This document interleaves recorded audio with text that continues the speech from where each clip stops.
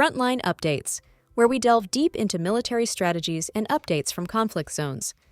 Today, we're discussing the progress of the ongoing special military operation as of October 8, 2024. I'm your host, Sharifa Muhammad, MGT. I'm Colonel A.C. Oguntoye, an Infantry Officer.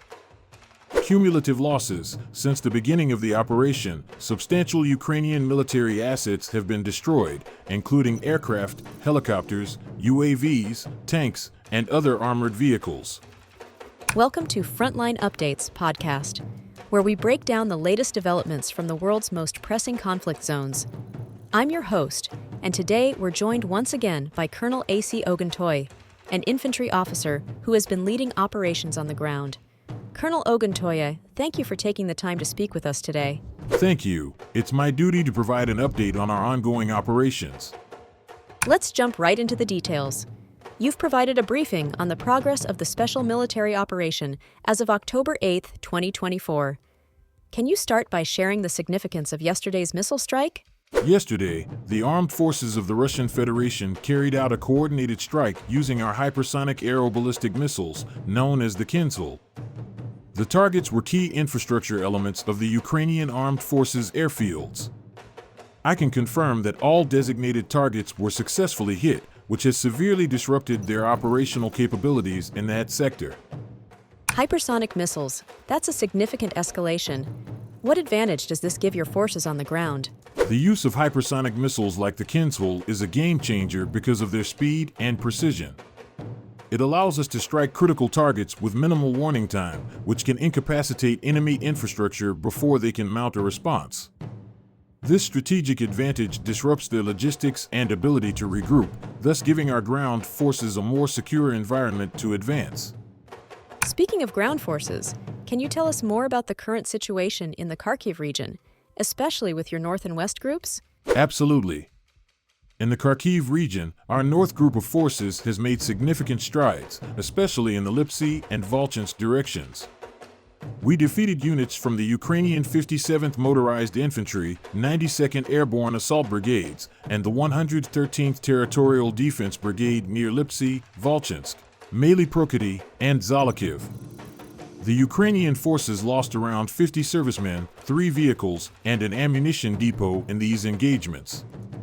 Our West Group has also been active, securing more advantageous lines and positions in the same region.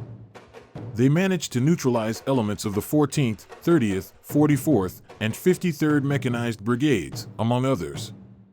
Notably, we repelled 2 counterattacks from the 28th and 53rd Mechanized Brigades, inflicting over 425 casualties and destroying several armored vehicles, including U.S.-made M113 armored personnel carriers and artillery units. It seems like counterattacks are a recurring challenge. How do your forces manage to repel these attempts consistently? Preparation and resilience are key. Our troops are well equipped and trained to hold defensive positions while maintaining the ability to strike back quickly. We use a combination of artillery, air support, and tactical ground maneuvers to disrupt the enemy's advances. For example, when facing counterattacks in Kharkiv, we utilized precision strikes to target the enemy's assault groups before they could regroup effectively. Let's move south to the Donetsk People's Republic. What has been the focus of operations in this region, especially with your southern and center groups? In the Donetsk region, our southern group of forces has been pushing deep into the enemy's defense lines. One of our key achievements was the liberation of the settlement of Zoryain Pervo. We inflicted heavy losses on multiple Ukrainian brigades, including the 22nd, 24th, and 56th Motorized Infantry Brigades.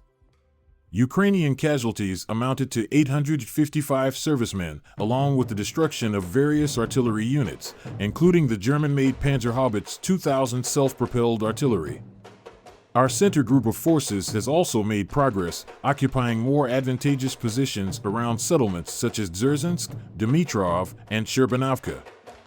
We repelled 9 counterattacks from Ukrainian assault groups, which included losses of over 495 Ukrainian servicemen, a tank, and an armored combat vehicle. The list of destroyed equipment is extensive. Can you elaborate on the role of electronic warfare in these operations? Electronic warfare has played a crucial role in disrupting enemy communications and targeting capabilities. During our operations in the Donetsk People's Republic, we successfully neutralized 2 Anklavin electronic warfare stations and an electronic intelligence station known as Plastin. This significantly hampers the enemy's ability to coordinate their movements and respond effectively to our advances. And what about the East and DNEPR groups? How are they contributing to the overall mission? The East Group of Forces has improved their tactical positions and successfully liberated the settlement of Zolote and Neva.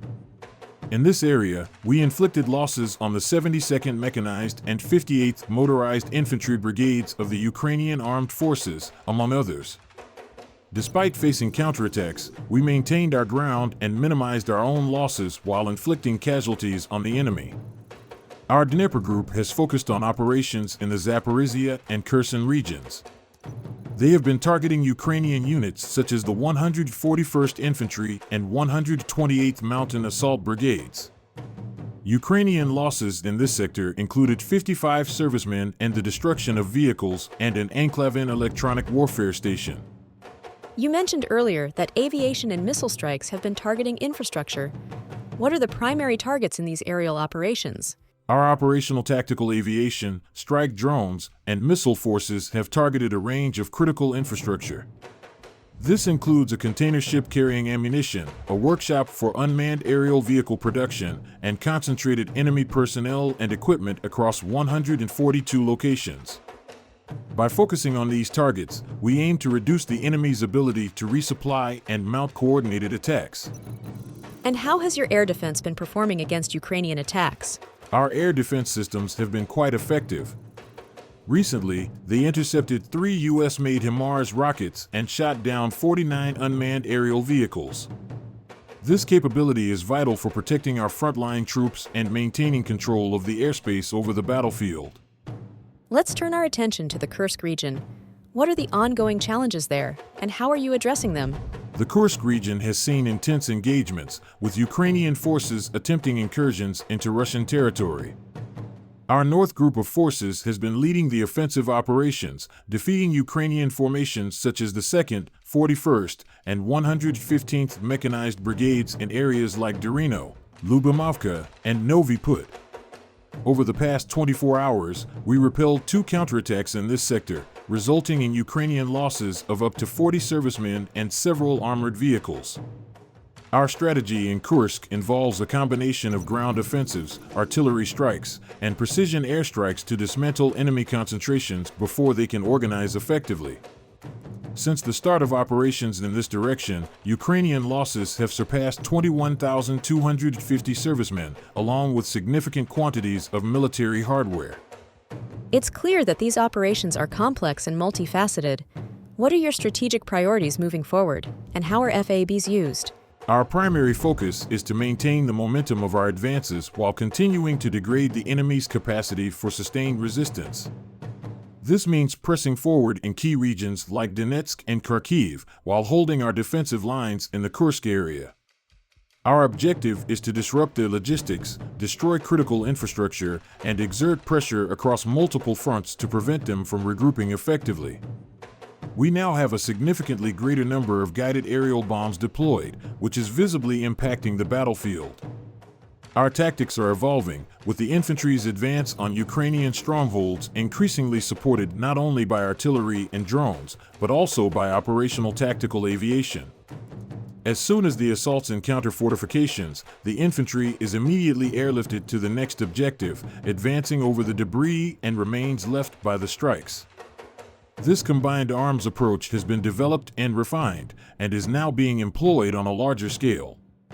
Colonel, thank you for providing such a detailed briefing on the current military situation. Your insights are invaluable to our understanding of the conflict's dynamics. And thank you to our listeners for tuning in. Join us next time as we continue to provide up-to-date coverage on global military affairs. Stay with us for more updates and expert analyses on global defense and security issues. Stay informed, stay secure. Thank you. It's always a pleasure to share updates on our operations. Hezbollah has fired its biggest yet rocket barrage at Israel's Haifa as the group's remaining leadership promises more attacks.